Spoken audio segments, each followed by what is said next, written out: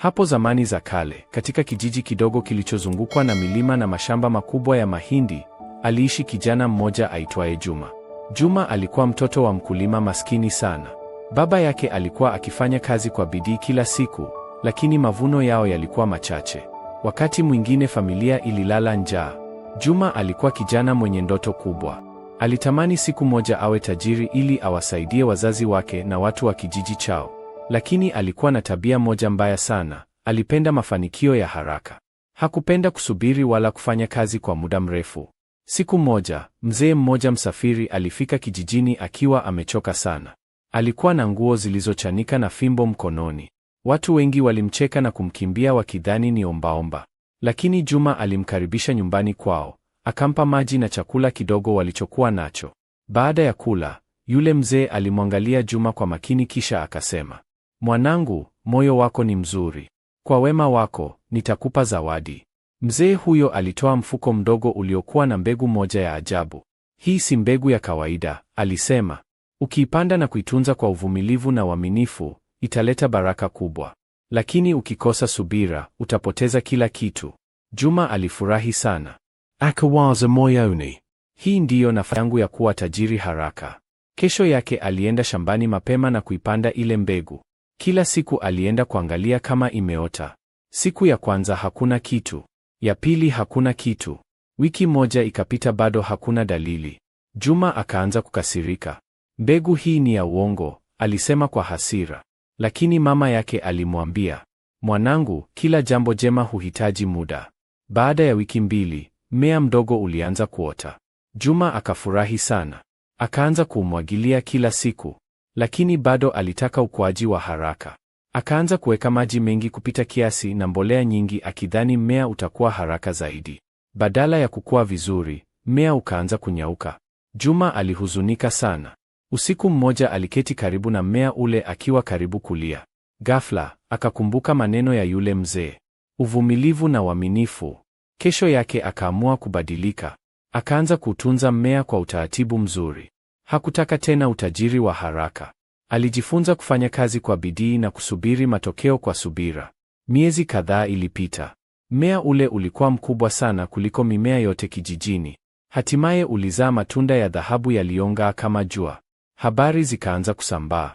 Watu kutoka vijiji vingine walifika kuona ule mmea wa ajabu. Juma alipouza baadhi ya yale matunda, alipata fedha nyingi sana. Lakini safari hii hakujivuna. Aliwasaidia wazazi wake kujenga nyumba nzuri, akaanzisha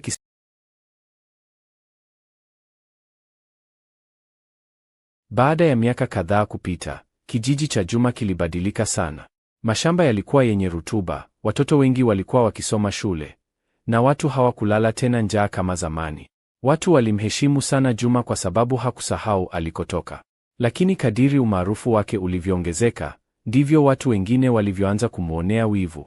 Miongoni mwao alikuwapo mfanyabiashara mmoja tajiri aitwaye Bakresa. Yeye alikuwa na maduka mengi na mashamba makubwa, lakini watu hawakumpenda sana kwa sababu alikuwa mchoyo. Aliposikia kuhusu matunda ya dhahabu ya Juma, tamaa ilimwingia moyoni. Siku moja alimfuata Juma. Aliamini kuwa Juma alikuwa anamficha jambo muhimu. Usiku mmoja, akiwa na tamaa kubwa, alienda kwa siri shambani kwa Juma. Akaiba moja ya yale matunda ya dhahabu na kuondoka nayo nyumbani kwake. Kesho yake akachukua mbegu zilizokuwa ndani ya tunda lile na kuzipanda katika shamba lake kubwa. Aliwaamuru wafanyakazi wake wamwagilie kila saa na kuweka mbolea nyingi. "Lazima nipate matunda mengi kuliko Juma," alisema kwa majivuno.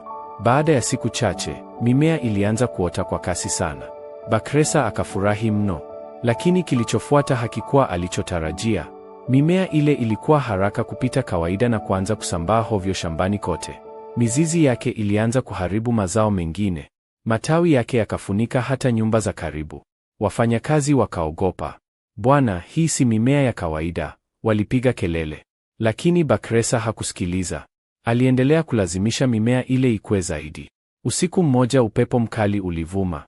Mimea ile mikubwa ilianguka na kuharibu maghala yake yote ya chakula. Hasara ilikuwa kubwa sana.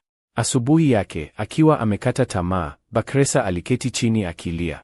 Kwa mara ya kwanza alitambua kuwa tamaa yake ndiyo iliyomletea maangamizi. Juma aliposikia yaliyotokea, hakufurahi wala kumcheka. Badala yake, alikwenda nyumbani kwa Bakresa akiwa na chakula na wafanyakazi wa kusaidia kurekebisha uharibifu. Bakresa alishangaa sana. Baada ya yote niliyokufanyia, bado unanisaidia? Aliuliza kwa aibu. Haiwezi kuondolewa kwa chuki. Wema ndiyo huondoa uovu. Maneno yale yalimgusa sana Bakresa. Machozi yakamtoka. Akaomba msamaha kwa unyenyekevu. Kuanzia siku hiyo, maisha yake yakabadilika. Akaanza kuwasaidia maskini na kuwaheshimu watu. Polepole watu wa kijiji wakaanza kumpenda pia. Miaka mingi baadaye, Juma alipokuwa mzee sana, watoto na wajukuu walimzunguka kila jioni kusikiliza hekima zake. Siku moja mjukuu wake mdogo alimuuliza, "Babu, ile mbegu ya ajabu ilitoka wapi?" Juma akatabasamu na kusema, "Mbegu ya kweli haikuwa ile ya shambani. Mbegu ya kweli ilikuwa ndani ya moyo wangu, mbegu ya wema, subira na bidii." Watoto wote wakanyamaza wakisikiliza kwa makini. Kisha Juma akaendelea kusema, "Kila mtu duniani amepewa mbegu yake. Wengine wamepewa kipaji, wengine akili, wengine nguvu, na wengine moyo wa kusaidia watu. Ukitunza vizuri kile ulichopewa, maisha yako yatazaa matunda mazuri." Usiku ule watoto walilala wakiwa na mawazo mapya mioyoni mwao. Na hadi leo, katika kile kijiji, wazee wanapowaona vijana wakikata tamaa au kutafuta njia za mkato za maisha, huwaambia, matunda mazuri hukua polepole, kama mbegu ya Juma.